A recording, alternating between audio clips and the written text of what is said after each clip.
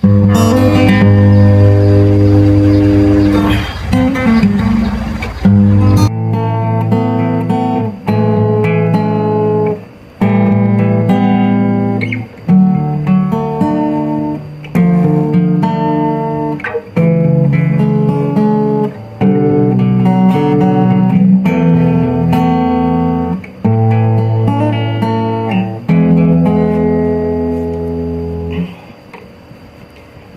นกับคำว่าลาจาก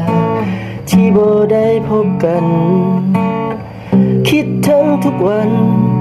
ที่จากกันไปบ่มีวันคืนกลับคอยนั้นเข้าใจก็จงจากไปสู่วันที่สวยงามหากมีบางครั้งที่คิดถึงกันและอยากจะพบกันอีกครั้งก็ยังจดจำไว้ในหัวใจคือความฮักของเฮายังคงอยู่